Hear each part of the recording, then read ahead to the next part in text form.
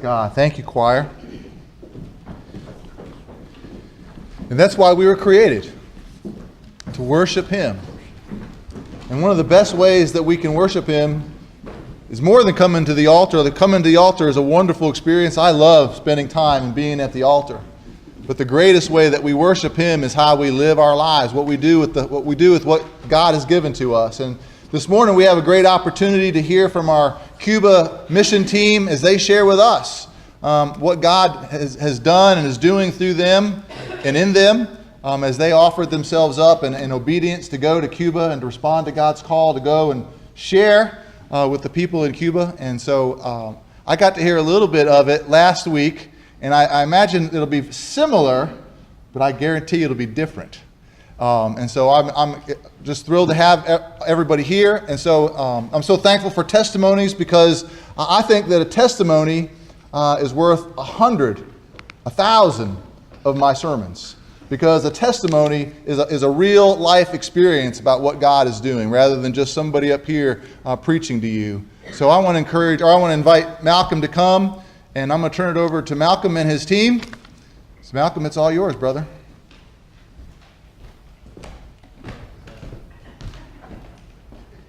Good morning. I wanted to start by getting everybody up here. We're going to do just like we did last week, and learned something that was a little bit different.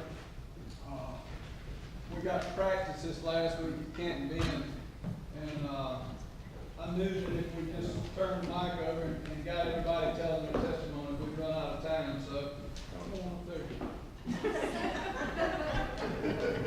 I get to stand down here today. I like this. So I'm going to ask them some questions.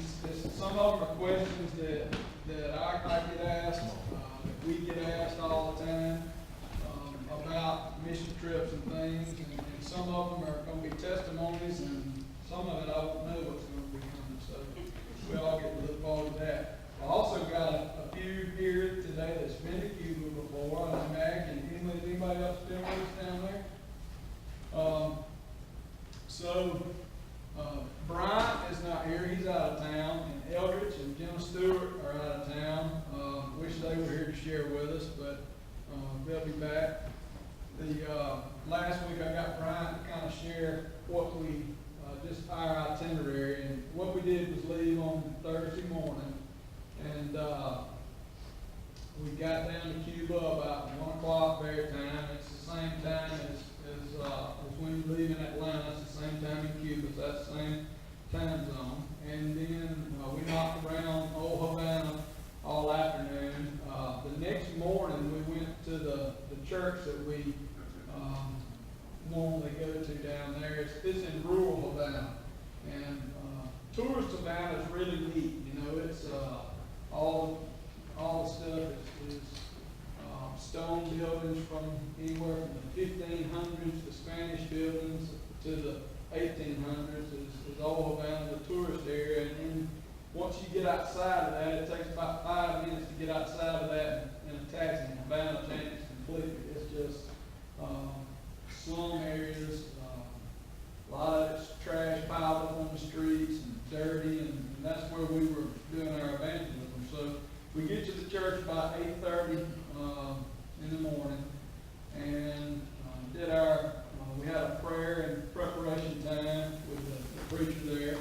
We had 5 translators that went with us. We had a translator for each couple that went out. We had 5 couples. Jeff McFarland that takes us down there goes with one of them, and the preacher goes with one of them. So we did that till about 12:30. At 12:30, it's really hot down there, and everybody just kind of disappears off the streets. They don't have much to do, but after lunch they kind of siesta time or whatever. You don't really see very many people in the streets while it's really hot.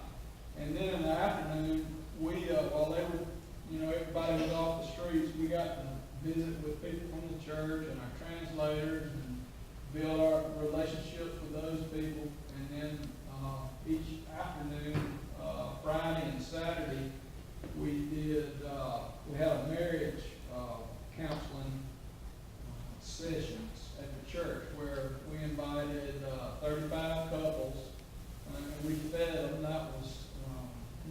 see them. They don't get that much food when they're by themselves, and the churches from up here got a chance to minister to the churches down there and feed those people.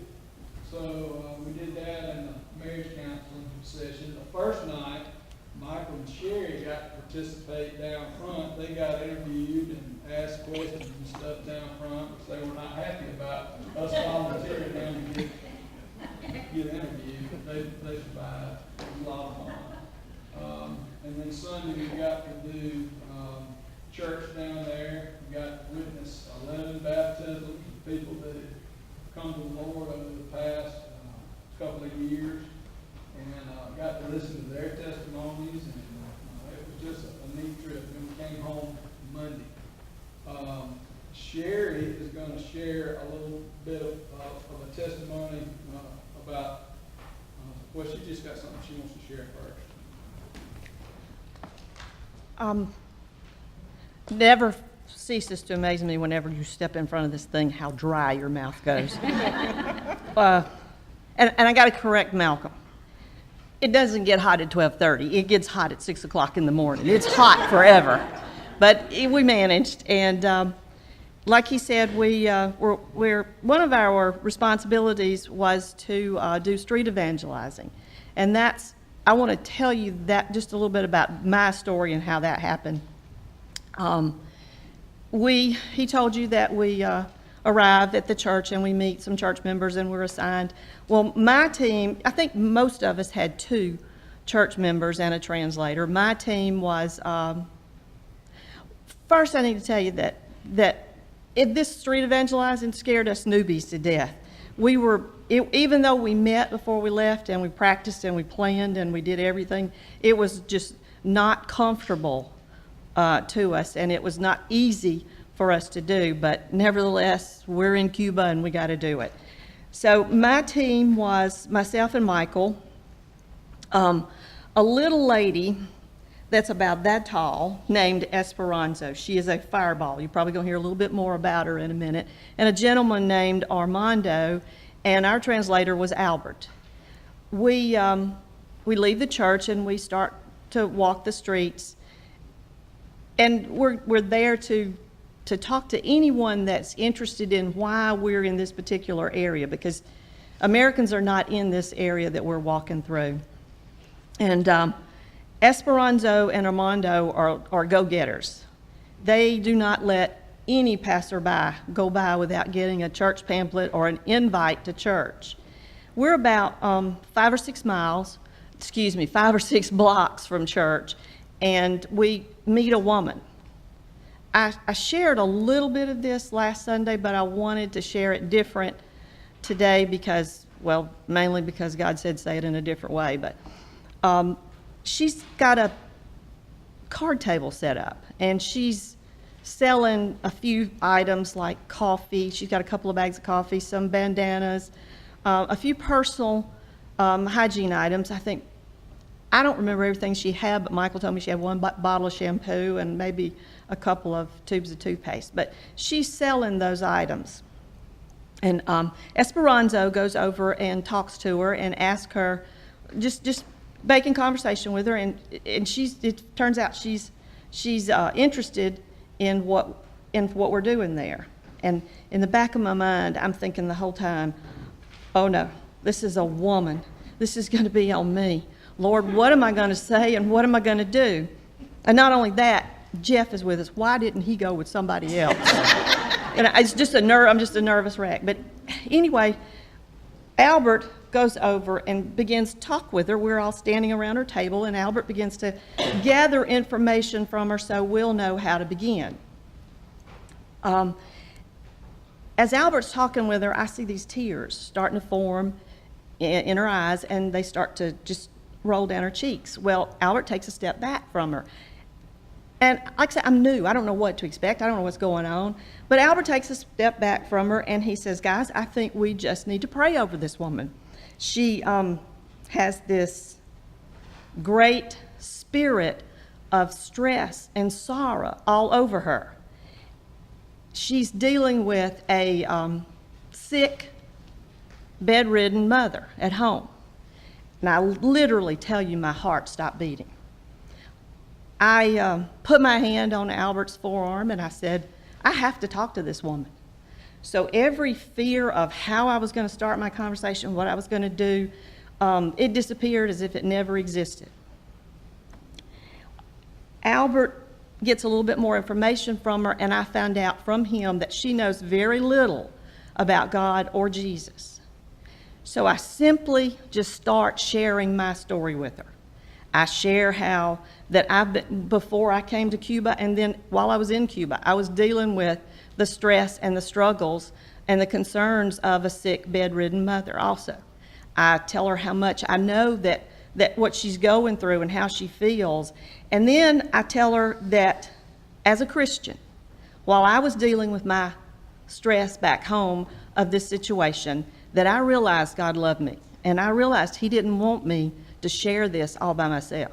He wanted to help me. He was concerned for me. He loved me. And He wanted to help me deal with this burden. And I told her that I was absolutely positive that God loved her just as much as He loved me. And He wanted to help her with her struggles and her concerns and her everything she was going through. He didn't want her to share that alone. I told her that God wanted to give her, to offer her salvation and to give her a joy and a peace that would replace that sorrow and that hopelessness that she was feeling. Well, she was receptive to the church members talking with her more and telling her more about everything, and she prayed the sinner's prayer with them on the street. They gave her a pamphlet and invited her to church on Sunday morning. Well, if that right there is not enough to convince you what an awesome God we serve, I want to tell you the rest of the story. This was Friday morning. Don't forget, this was Friday morning. Sunday morning, this lady was in church. She had a full 2 days to reconsider her experience and what had happened to her. But Sunday morning, she was in church. She went through the church service. She, when the altar call was given, she went down front and gave her life to Christ. Now, I can't tell you, I don't know about these guys, but I'm pretty sure if you ask them, they'll tell you the same thing. I can share all of my stories with you, but I cannot share my experiences with you. If you want an unbelievable experience with God, just open yourself up, be willing, and be obedient to Him using you for His purposes. Everything that I went through with my mom's sickness before leaving for Cuba was worth it, so I could tell that woman how much God loved her. Now, I'm so humbled and I'm so honored that He chose me to be His servant, to be His messenger to that woman. And I just want to close with two reminders for you. One is to remain open, to remain willing, and to remain obedient, and in everything, to God be the glory.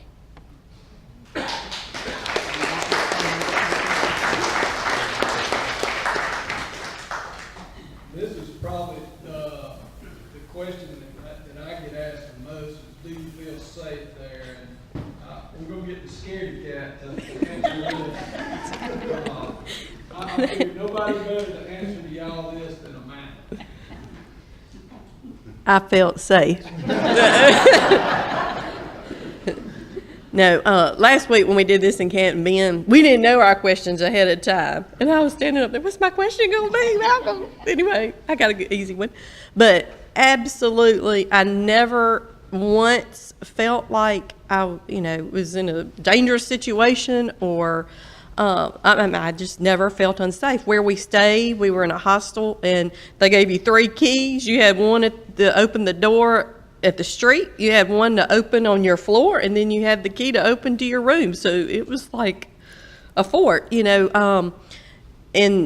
old Havana, just walking around, even the drivers were good. They drove pretty good. So, I never felt unsafe in any way at all. When we would go out and near the church, which was in a rural area, they even said, you're going to go in some places in this neighborhood that, aren't that safe. But I never felt unsafe at all. what, you had something else? Travel The travel length. And then, we were there for 5 days, 4 nights. You know, Wright and I were the only two with, you know, young children at home. I was concerned before we left about, am I going to be able to talk to them? You know, they were concerned about me being able to talk to them. You know, we were able to call. I called home like twice a day. And the 4 days and 5 nights, 5 nights and 4 days that we were there, I mean, it went by just like that, you know. So that was the perfect length of time for both of us to be away. If any of those things are keeping anyone from, you know, making the commitment to go on a mission trip, you know, pray about it. God's going to take care of your family. He's going to keep you safe while you're there. And as far as like financially, He's going to provide. You know, so I encourage everyone to think about going on a mission trip, and because you will be blessed tremendously. Michael, will you please describe all of our translators and then focus in on your translator that you had, kind of talk about the relationship you developed with him and a little bit about his testimony. Yeah. Oh, I think I can talk loud enough. No. Going at the front? Well, see, they told me when we first were going down there that I was just going to be eye candy, and I kind of like that, being eye candy. But now I'm up here talking too, so obviously they lied to me. We had, like, just a little lie. Okay. We had a bunch of translators. We had 4 or 5. Let's see, Junior, is how he said, Junior was one that Malcolm and all them had met before, and he never really teamed up with us, but we did get to hear his story. He was raised up in a family where they practiced witchcraft, and he had a pretty rough childhood until he finally was able to break away as an adult, and he was really great. Had good English. He loved the Lord. No doubt about it. He was very passionate. And then, well, I'm just going to tell about Albert. I'm just going to go straight into Albert. Albert was mine and Sherry's translator both days that we had him. And he's about 5 foot, maybe 5'10" or so, probably weighed about 250. He was a former gang member. He wore a pair of short pants every day, and on one leg below his knee was a tattoo of a demon. And it was pretty rough looking. I wish you could see it. And he told us that his whole upper body was tattooed. He was a rough-looking guy, but there's nobody down there more passionate for the Lord than Albert. We would, like again, eye candy, we would just go out in the community and they would see that we were strangers, so they were open to talk or to find out what we were doing in the community. So it was kind of easy to break the ice that way. It was harder for me to talk, of course. But I prayed a lot for the Holy Spirit. I'm diverging real quick. I prayed a lot for the Holy Spirit before we went down there, that He would come into my voice and make me sound eloquent and, you know, convert people on the spot. But it really didn't happen the way I thought it would. It sounded just like me, you know. It was just, But anyway, they teamed me up with Sherry and Albert, which you heard Sherry speak. It's pretty good. It's hard to follow that. And Albert was just awesome. I mean, we would just share a little something, and then Albert would say, let me talk to him Cuban to Cuban.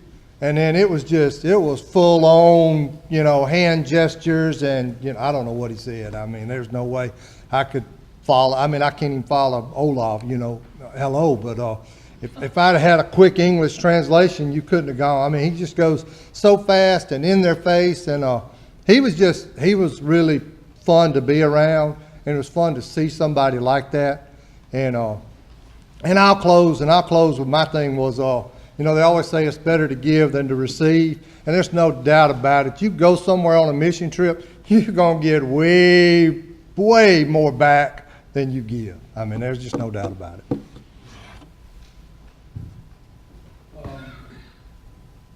Delia, this was your first mission trip, right? Right. And I know that you were apprehensive about your God story and stuff. Spend just a second telling how we trained on the God stories and then how that translated to using that on the street and how you felt about it when you were sharing your first time. Okay. So Jeff McFarland came to Camden for several Sunday afternoons prior to the trip. And so the team would meet and we would just, we'd pray together and we'd talk about Cuba and what to expect. But at the very beginning, he asked each of us to practice what our God story is.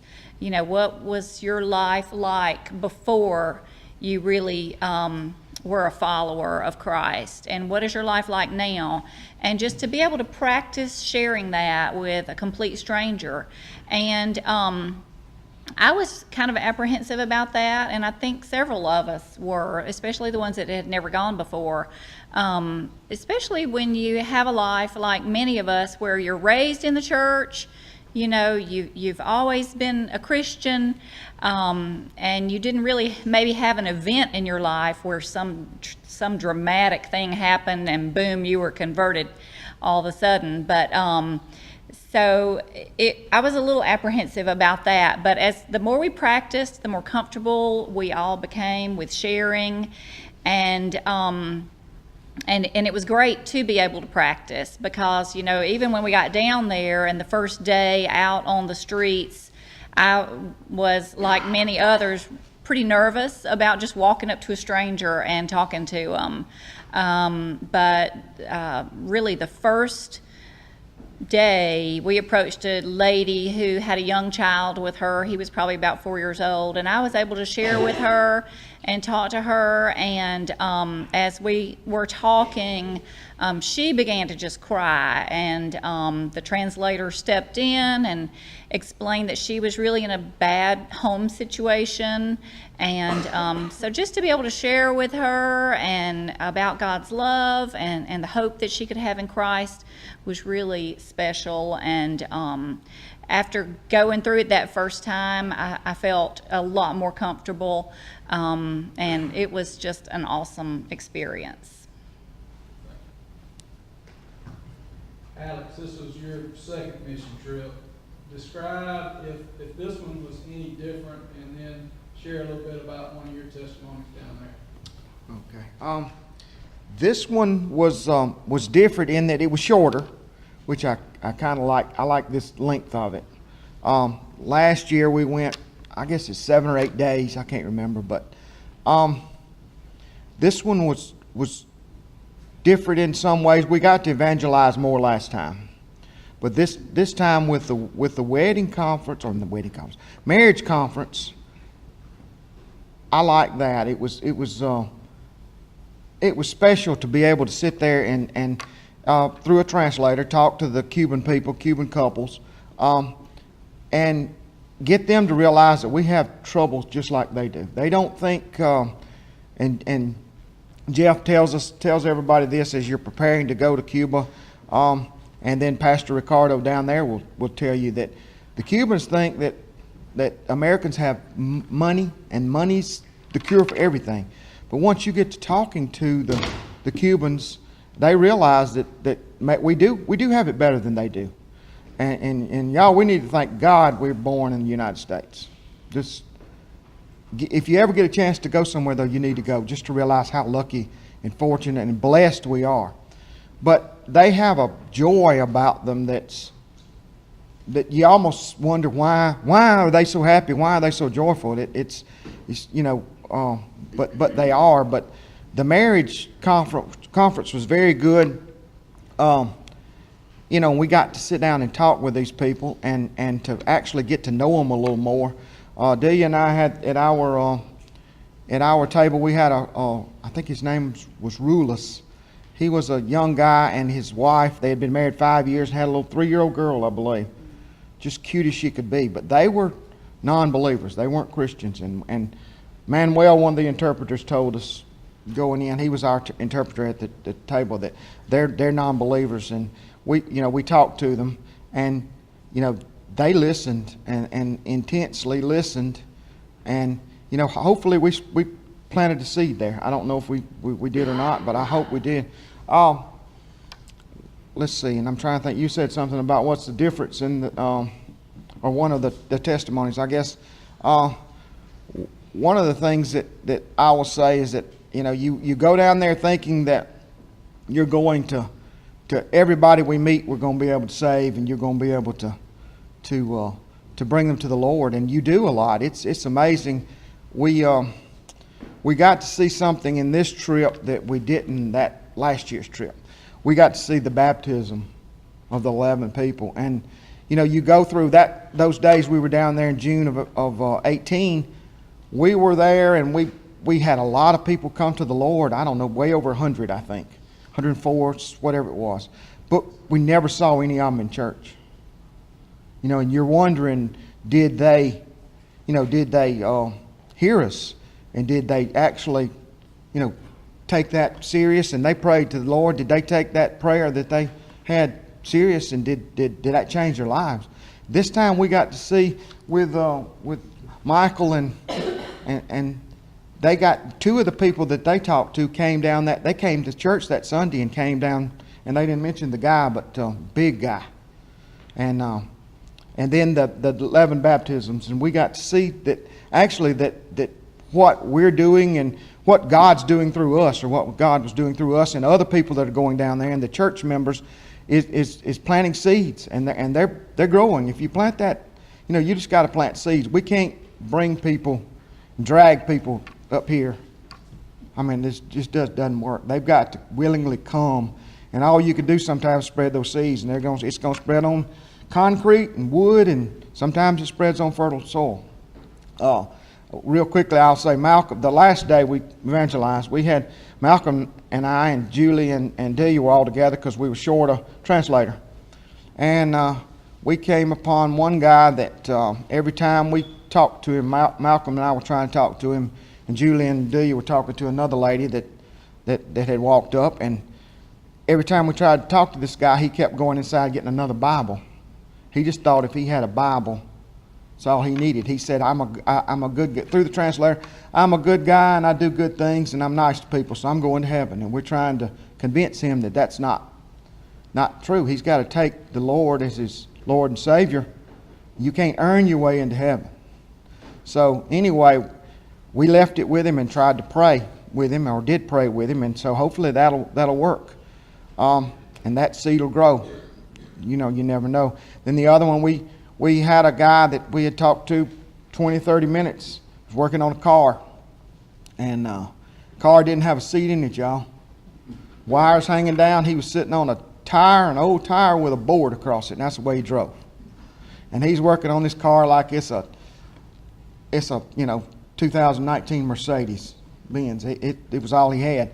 But he was an atheist, and he finally said, I'm an atheist, and told us that, you know, he believed in science and believed this, and you're trying to, you know, talk to him and say, look, you got to have more faith to be an atheist than you do to be a Christian. But maybe that seed will fall on some fertile ground one day. But I just want to urge you, if God ever touches your heart, and you don't have to go to Cuba, you can go to Vredenburg somewhere. Just go and talk to people, and God will provide. And I'm not cracking on Vredenburg. You can go anywhere.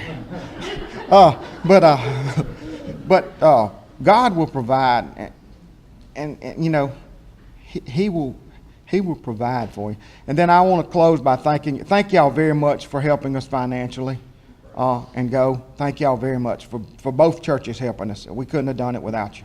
Thank y'all. I'm just going to come on up. Okay. I kind of feel like I did that Friday morning, just coming up right now to speak to you right now. I was very nervous, and I have the same, I felt the same way being a newbie, and also not really, I wanted to come, but I prayed about it, but anyway, I finally felt like God led me to come. Malcolm's come, how many times have you been here? Been 4 times? 3 times. And so, anyway, I had an experience much like what Sherry or Delia has, and all of us had said, the new ones. That very first morning, I was with Pastor Ricardo and Malcolm and a lady from the church, Veronica, and also our interpreter was a 22-year-old little girl, she's a young adult, named Rebecca. And she was so lovely. We just really liked her a lot. And so Pastor Ricardo, we left and we're walking around, and we came across, there were two teenage girls sitting outside of a like on a cement bench or something, and there was kids playing, and Pastor Ricardo walked right up to her and started saying, talking to her in Spanish, and then all of a sudden he just looked over to me and just, come to me. And I was thinking, to myself, well, I wanted to be after Malcolm. I wanted Malcolm to go first. I wanted to see how to do it. But anyway, that was my turn. And so I came up, and I started sharing with this teenage girl. And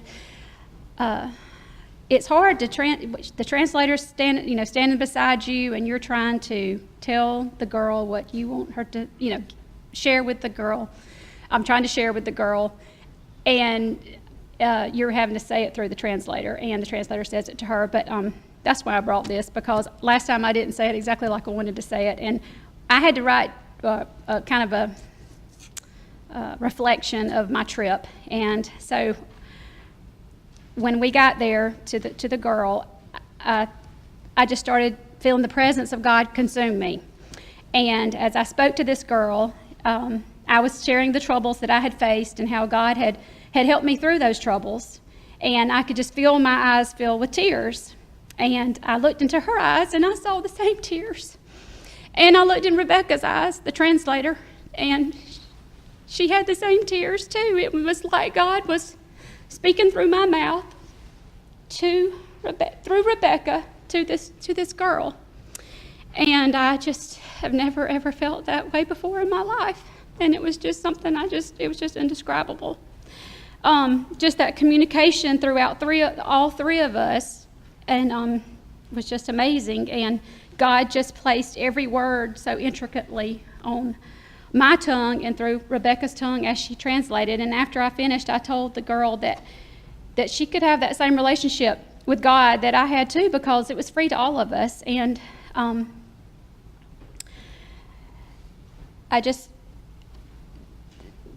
after I finished talking to her, Pastor Ricardo stepped up to her and started talking to her, and she accepted Christ. And so again, just like all the other ones, you don't know, you plant the seed and you don't know whether or not she didn't come to church, but she wasn't from that area. That Pastor Ricardo told us that she was actually a visiting a family there. But I pray for her every day since I've been back. I pray for her, and I'm praying that she that seed that we planted, that she did decide to follow him in her heart, because like we said, there's so many that don't know Jesus. And so it was just a wonderful experience. And then I got home, and real quick, I just want to share, because I never would have done this, but I guess Jeff posted something other to our team members. When you get back, I'm praying for you to have that divine appointment with someone in your community. And so I was at school, and I was taking 2 first graders back to their classrooms, and there was this lady standing in the doorway of another classroom, and she said, "Hey, Miss Smith." And I recognized her. She was a student of mine that I taught. And so I said, "Hey, how are you doing?" And she said, "I'm not so good." And I said, "What's wrong?" And she told me that she had just lost her father, and that she had lost her uncle 2 weeks after her father, and that she was very depressed. And anyway, of course, I shared with her about how I lost my father, and that she would be, just to pray about it, keep God first, he's going to get you through this. Anyway, let me just say, I shared with her more than I ever would have had I not gone to Cuba and shared with the Cubans, just practicing that and in our community. So I encourage you that if, just like Amanda or everybody has said, if you feel like you're led to do this, it was definitely worth it, and I definitely will step out of my comfort zone again and go again. So thank you. Thank you for your support and your prayers too. One last thing, Sherry, really quick, could you describe, you shared a little bit on it last week, but could you describe that, a little bit about your struggle before and how God kind of placed it on your heart to go? I can't remember. Anyway, yeah. At first, when Malcolm approached and said, think about it, let's go. And I did. I gave it a thought, and then I said, it's hot there, I don't want to go. And then the second time, Malcolm shared and asked and said, think about it, pray about it. We're going to be responsible for some street evangelizing. So again, I thought about it, and I did pray. And I never said any of this to Malcolm. And I did pray, and the same thing came back. It's Cuba, it's hot, I don't want to go there, and street evangelism is not your thing. But, and I promise I'll condense this a little bit. I went, the third time was not with Malcolm. I guess he's glad of that. But it was, I had a chiropractor appointment, and I went, and the chiropractor began to tell, he started telling me about how he was witnessing. He had a patient from another country that practiced another religion, and he was witnessing to that patient, and the patient was very interested in Christianity, and the patient just kept making appointments with the chiropractor so he could come back and they could talk about Christianity. And at that point, in that chiropractor's office, I decided I'd come home and tell Michael that I thought we should go. And then I thought then that all the, the uncertainty was over and all the doubts would be over and it would be fine, but it didn't end there. The uncertainty and the doubts continued throughout the meetings that we had here and then the trip there, and then I shared to you meeting that woman. But all of that is, I mean, if God tells you to go, go, because it will be a tremendous, humbling blessing. It will be more than you ever thought you could receive. And you, like Ollie said, you can't wait to go back and do something else, no matter if it's go back to Cuba. I mean, I don't like the heat, but I'll go back just to meet the people that I met, get out on the streets and talk to more people. It was just an amazing, awesome experience. And if God's moving in you like that, take that step. You won't regret it. Last question, Sherry. How are you different now that you've gone on the mission trip?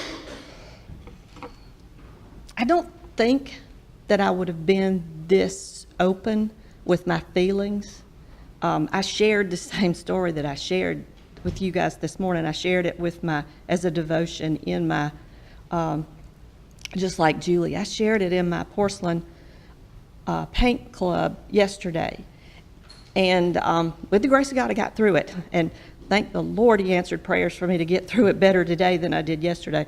But I would not have been this open with my feelings, and I would not have been as, I give more thought to that person on the street. And I give more thought to